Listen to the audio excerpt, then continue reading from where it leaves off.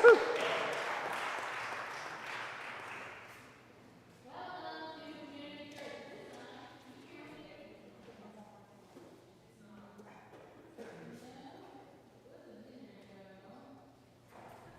this on now? Woohoo! Okay. Welcome to Community Church. That was fabulous. You're all going to see that we have expanded our choir. On the first of every month, the first Sunday of every month, we're inviting people to just come sing hymns with our professional choir. They are fabulous. You are fabulous. Thank you all so much for being here. I know last week I said we're going to try this new experiment, we're going to try this liturgy, we're going to see how it goes, and I promise next week we'll just go back to what we usually do, except that on the way out, so many of you were like, can we not go back to what we usually do? So we're just going to keep trying this out. I'm going to switch things around just a little bit today, but essentially, here we go. We're going to see what happens. Let's begin today in gratitude. It is Memorial Sunday. This is the time when we remember those we have lost, when we hold close the love we have felt that is still alive even while the people are no longer here. This is the time when we gather together in community, when we gather with those who we love, when we remember all those who are no longer with us. This is the time for us to be together in faith, in spirit, and hopefully in a whole lot of music. Let's light our chalice. We're going to start by singing it.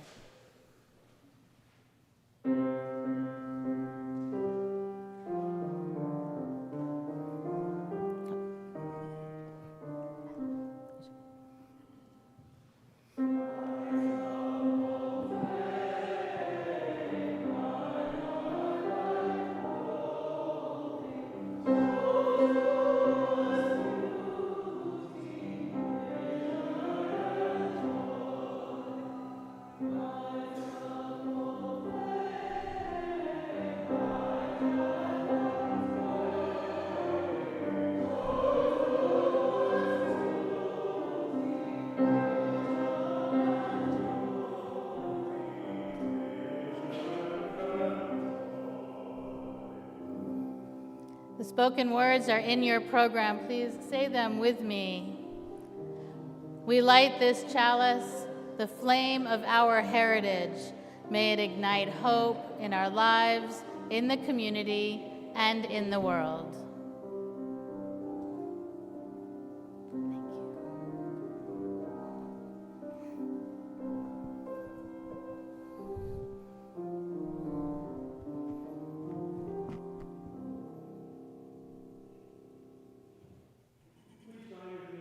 For our statement of shared theology and intention.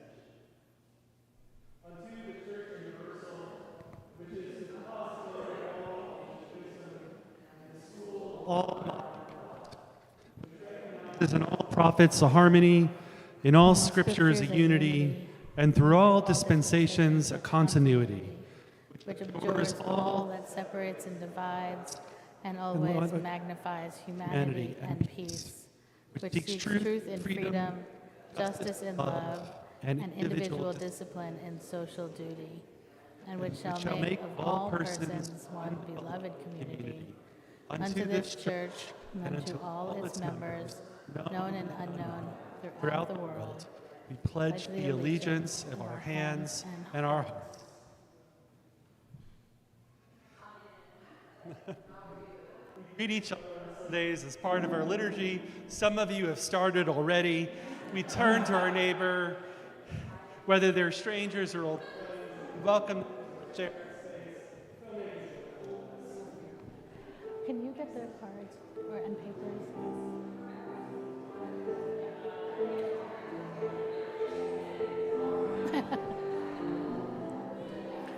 You hold on to that. Oh no.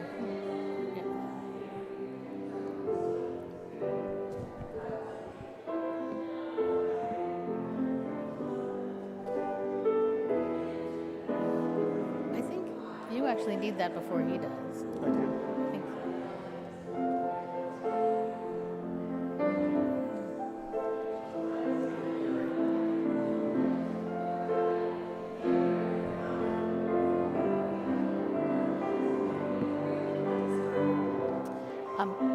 Here, so I'm going to do this whole reflection first, and then I'll say we'll begin with a chime. Okay. You can sit right here, Martha, if you want to sit right here.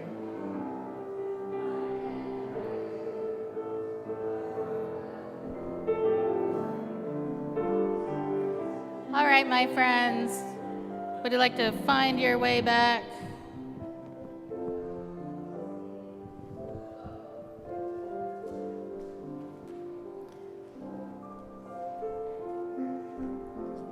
I need the names.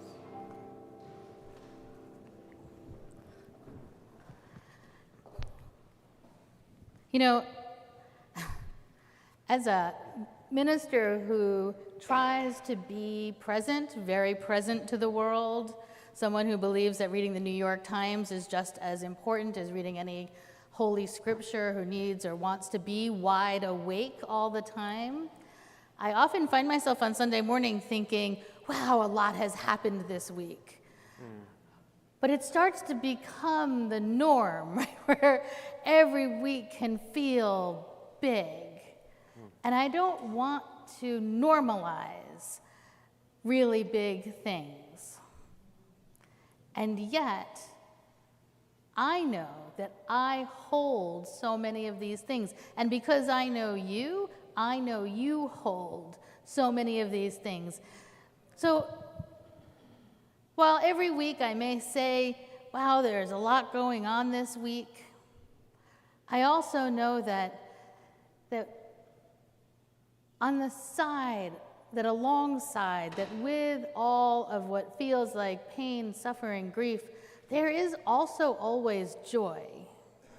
And that the New York Times doesn't always carry that really well. I don't think it's their job, right? I mean, I think that they're here to tell you the news of the day, which may not be like that ice cream shake was really delicious, but all of it is sort of folded and woven together in our lives. So in this week, for me, it feels like the world is in transition. And I don't really know what's happening, to be honest. I feel, though, like we're living in the meantime, that we're holding this space of being in between things. We have this war that has started in the Middle East, this ground invasion. We have death and destruction in a way that's hard to imagine. And we are, in so many ways, holding our breath through that, not sure what's next. I have to say the weather feels that way too to me, this in-between, this like transition. We're moving, it's hot, it's cold, it seems to not be settled, right? Like nothing is settled. We have these moments of high anxiety, but so much of it is this breathtaking, I don't know what's next. So in that reality, we're going to hear our chime, and then I'm asking you to pray with me.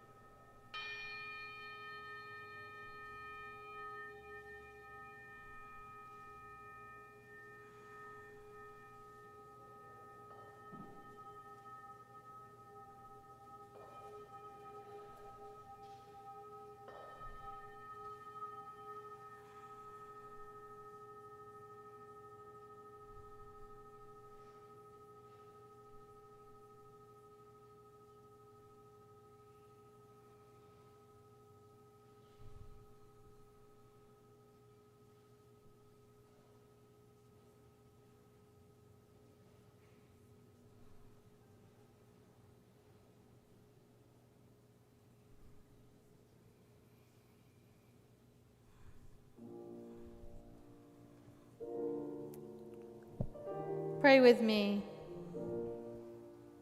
Spirit of life, breathe in and through us today as deep and abiding gratitude. The air is crisp and refreshing. The sun is bright and strong. The city is alive and moving. People are walking their dogs in care and companionship. They're gathering over coffee to discuss the news of the day, and we are here together in faith and friendship, all of which is deserving of our gratitude.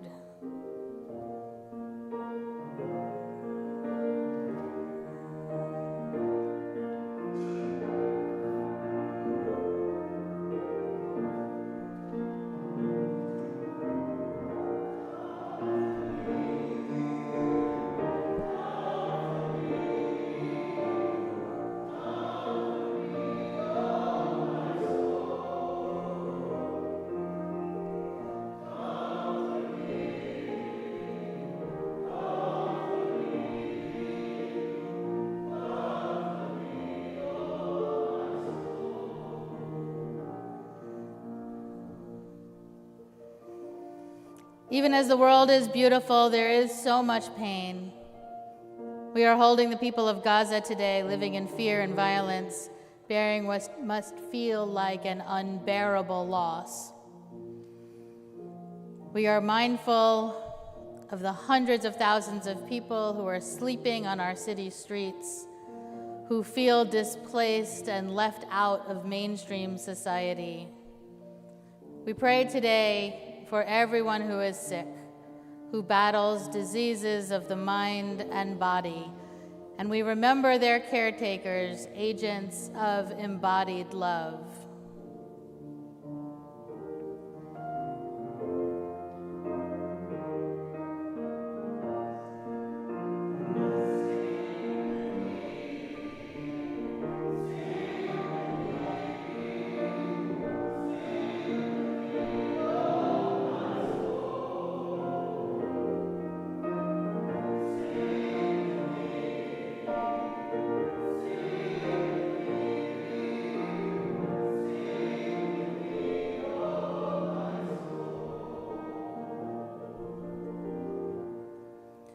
During these early days of November, the veil between life and death become very thin.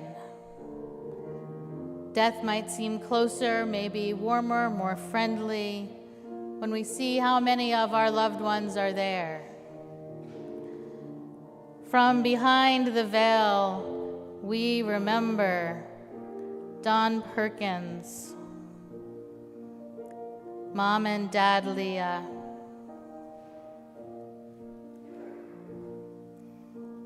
Dad, Evie, all of the moms and the dads who've gone before, Karen Becker, John L. and George H., Steve, Tim and Jackie. We remember all of those we've loved, all of the neighbors, all of the aunts and uncles, cousins, friends we've lost. We remember them all.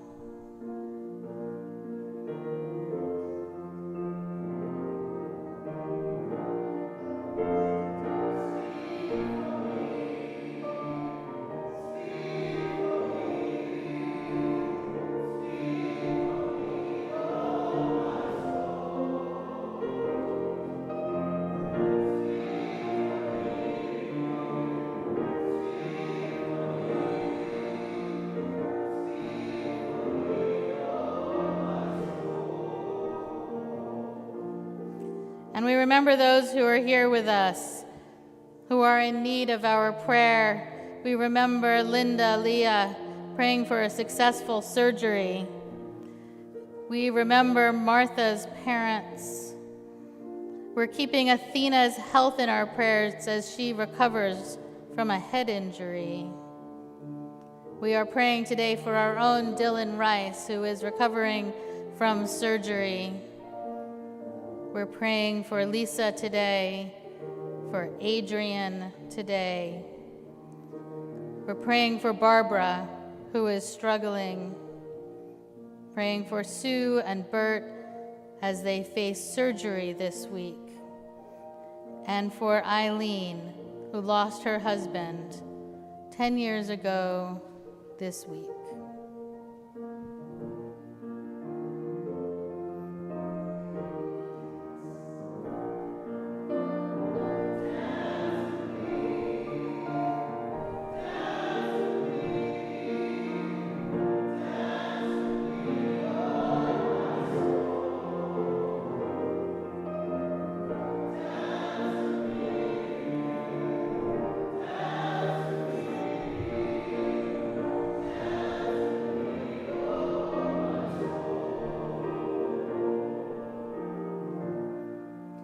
Spirit of life, we know we are your body, that it is our hands that offer food to the hungry, our words that break through loneliness. Be in us today that we might become a people of healing and hope.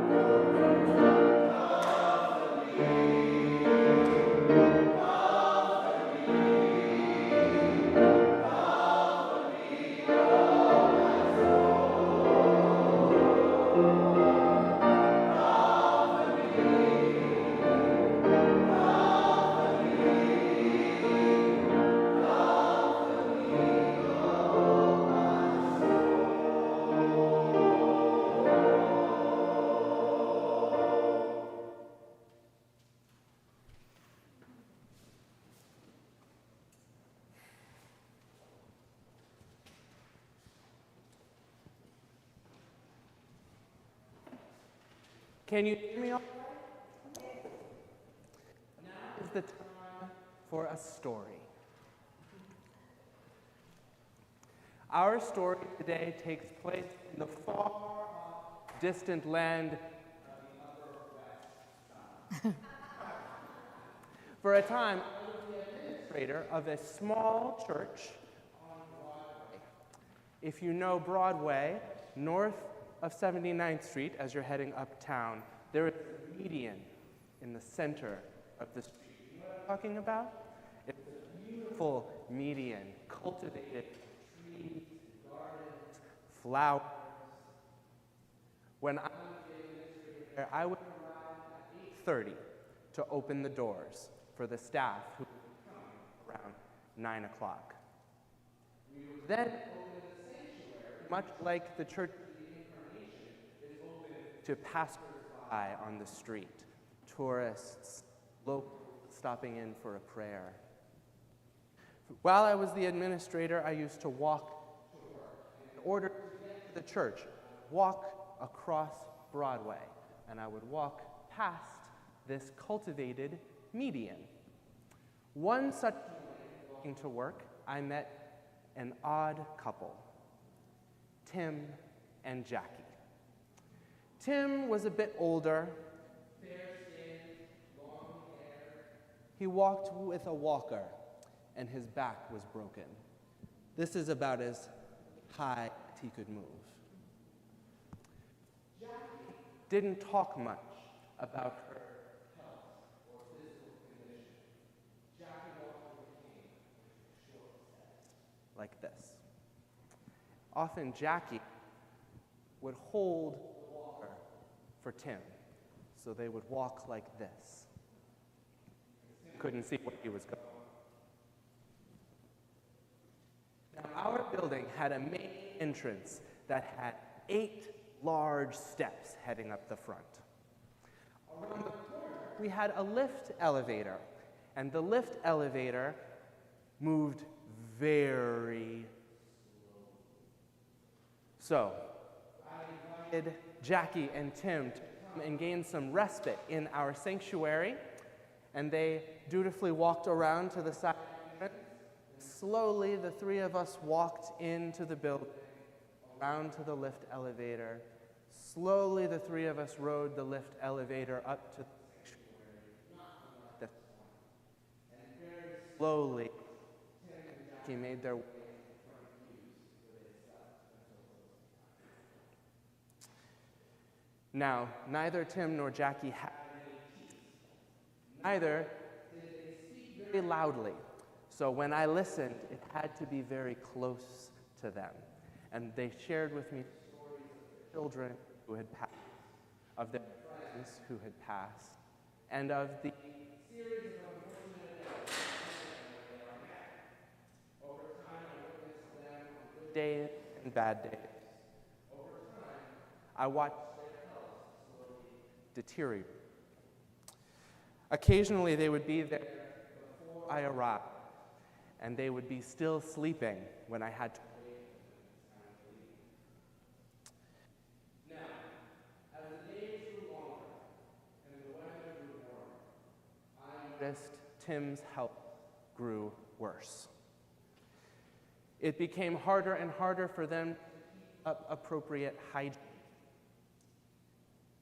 A strong smell of human body odor came with them.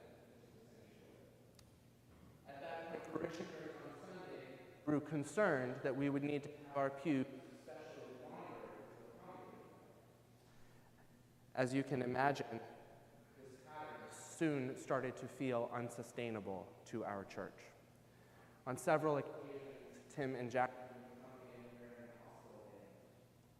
Once, they both came in and coughed up blood that they needed to clean out. The pastor be able to invite them into our sanctuary anymore because our church could not accommodate them. This was more than 10 years ago now. And I say this because I didn't get a chance to tell Tim and Jackie what they meant to me. I didn't get a chance to thank them for teaching me about their life. I didn't get a chance to tell them goodbye. They were friends of mine, and even now, when I walk by the line of the food pantry, if I see a walker, I think to myself, maybe it's him. Maybe I will see Jackie again. But it has been more than 10 years, and the chances of that, I think, are unlikely. And yet still, every time I am walking across the median and I look just to see, every time. Isn't that funny? Every time that I know that I won't see them. And yet still I go. With a sharp inhale, I remember.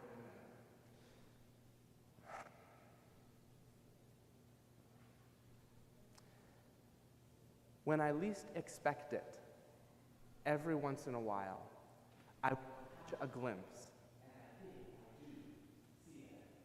But what I see is not Tim or Jackie, but their memory. I suspect that I will always search the lines of food pantries, drop-in centers, and meetings abroad for my friends and, like all memories of the people whom I love and whom I never got to tell goodbye.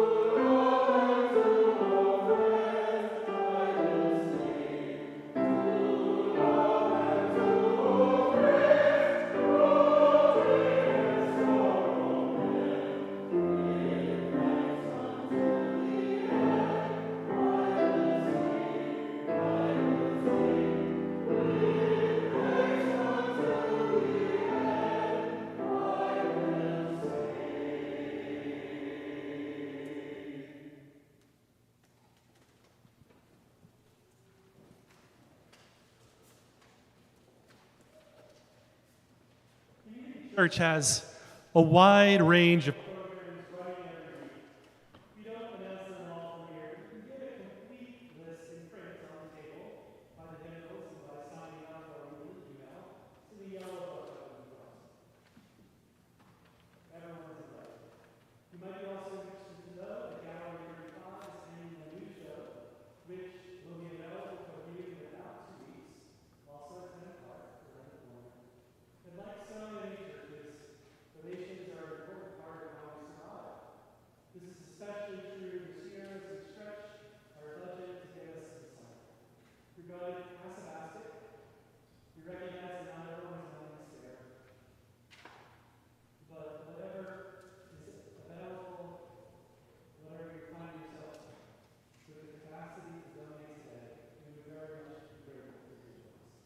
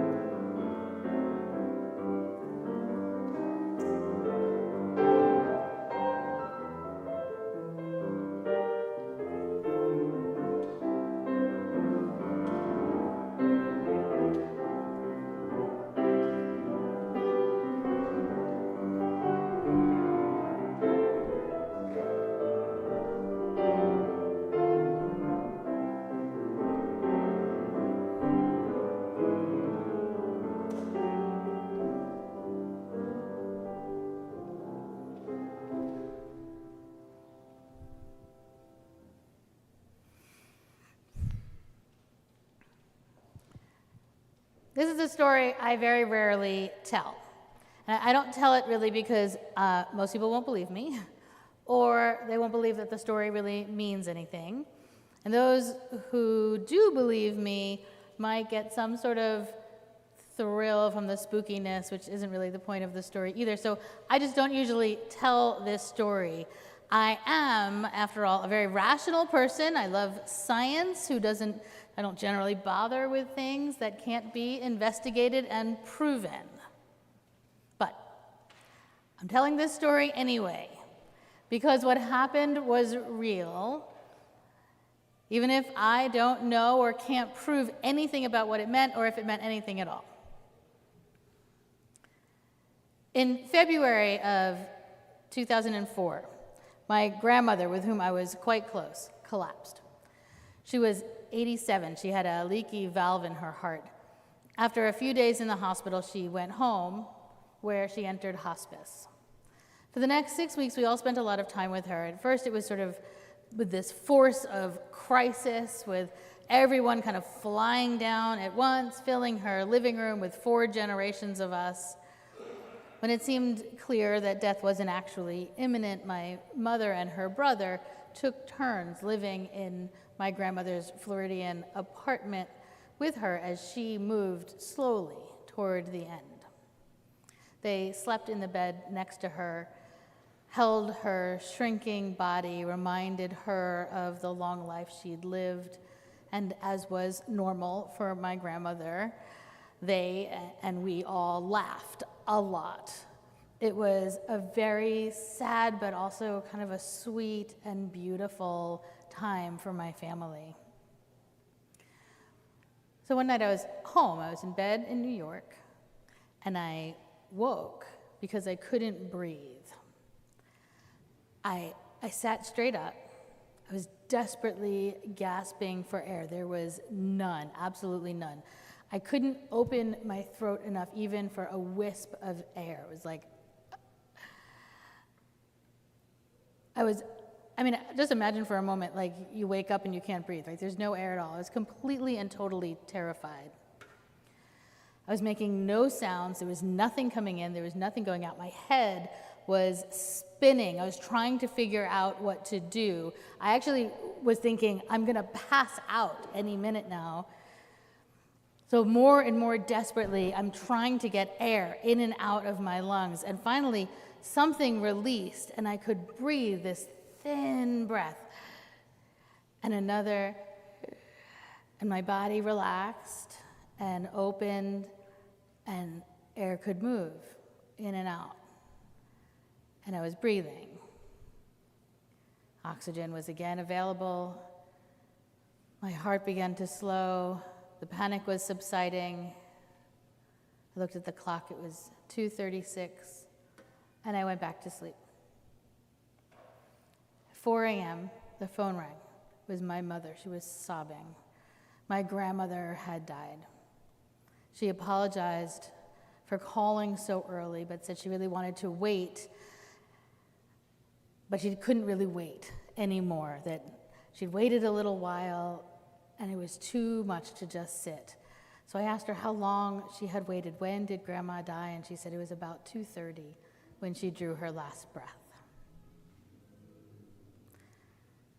Now, I can't explain what happened to me that night, and I'm absolutely not going to try. Nothing like that has ever happened since. It had never happened before. Were these things, my grandmother's death and my inability to breathe, were they related? Or am I drawing conclusions from an odd coincidence? Was my grandmother's final breath somehow felt by me? Was I connecting to her or she to me as we were both seeking air? Was I experiencing her last breath? Was my breathing, my life tethered to hers? I don't know. But I find my own rationalism to be a little limiting sometimes. I can dismiss real experiences because I don't think they're logical or because I can't explain them scientifically. Were I listening to someone else tell that story, I might let my skepticism get the better of me. But I'm the one who lived it, and that was very real. I really could not breathe, gasping desperately for air. So I just try not to explain it. I don't have anything to say that would ease my rational brain. Interestingly, though, a few times I've told that story, and someone replies, I think really inevitably whenever I've told that story, it's only a few times, but someone replies with a parallel story. Others have had that or similar experiences when a beloved has died. I'm not the only one who may have touched the veil between life and death. And at this time of year, we start to feel the layers between worlds thinning. Samhain is the Celtic pagan holiday we're marking this week. It literally means the end of summer. It's the time we shift from warmth to the cold of winter. It's the time of year the leaves fall and decompose into earth, which opens the space between dimensions. The presence of death, of so much plant matter moving between worlds, the sudden loss of leaves that filled the space around us conspire to thin the veil, bringing the two worlds of life and death closer. This is the pagan precursor to Halloween, when the spirits could move freely in and out. This is the time a breath breathed here might be felt in the next world. Halloween is fun, but the theme is supposed to invoke fear. Horror films, blood and gore, scream fest, choky rooms, haunted houses, they're all designed with the idea that this thinning of the veil is frightening. And I'm not critiquing any of that at all. In fact, my son is in the room really hoping I say nothing bad about Halloween. But, I mean, the reality is it's fun to be scared in that way. It's sort of cathartic. And dressing in a come-as-you're-not costume, walking through dry ice fog with sounds of crazed clowns laughing or a ghoul howling while you knock on strangers' doors seeking candy is a great way to spend an evening. But outside the holiday trappings, the presupposition is that this time of year, this thinning of the veil, this closeness of the other world is frightening. Or maybe that it should be. And I don't experience it that way at all. The other world, the world of the dead, is home to my grandmother. My father is there too, both people who loved me infinitely. The other world feels friendly to me. There's love there too. My people are there, people I miss terribly, people I wish I could talk with or sit with, whose voices I want in my ears, whose hands I want to hold, whose advice I want to seek, whose food I want to eat. For me, the thinning of the veil is akin to feeling closer to someone I can't see, because I know they are right there on the other side, feeling my breath each time I exhale. The walls will get thicker again. We'll move back away, the worlds will separate, and we'll be left here without our beloveds. Our grief will return as it always does. We will again forget and remember we forgot and feel guilty and relieved and sad all over again. Even in this liminal space of feeling closer to those we've lost, we've still lost them. They are not here. Even if we catch a whiff of perfume or hear a laugh that brings us right back to some delightful moment, they're not here. They can't see how we've grown or be proud of some accomplishment or accept our apology or simply accompany us in our lives the way they once did. Mourning is supposed to be temporary, but there's a way in which it is constant, or that it comes and goes in waves, washing over us and then washing away, even as time passes with the turning of months to years to decades. It is no matter in the world of grief and longing. Time moves differently, making the past feel very present and then so distant again. Late October, early November offer us a gift of liminal space where the distance of death, the distance of love lost, diminishes.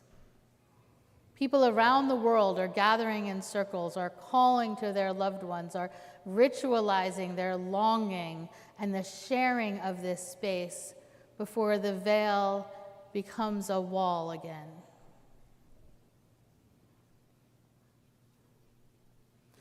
Brother Zachary and I talked much about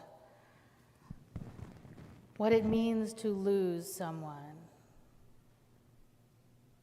what it means to somehow call them both forth and let them go. You have all written down the names of those you've loved, those you've lost. Some of you have brought some spectacular pictures here of people that we are calling forth into this space. We are using the element of fire to send our love and our longing and our memory into this liminal time so they can hear and see us. We are remembering the cleansing power of fire, the element of passion, of connection, will be our catalyst, bridging the space between here and there. We're going to sing together, Find a Stillness, and as we do, Brother Zachary is going to burn the papers that you have given us. These are the names we are calling forth. These are the people we are setting free.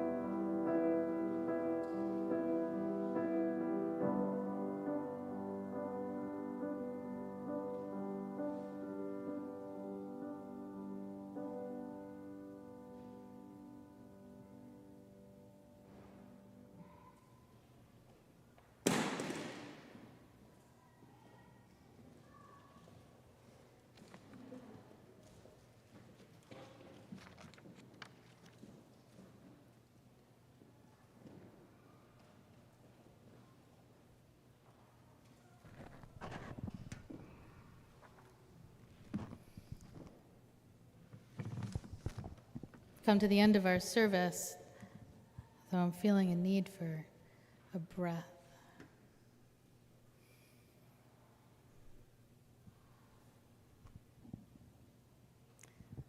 Let's extinguish our chalice together. The words are in your program. Knowing how quickly the flame of truth may be extinguished, how easily the chalice of fellowship broken, let us be vigilant in faith, keep peace in our hearts, and make care for one another the watchword of our lives together, so our light goes out everywhere into the world. And we'll sing together our closing song, number 1021.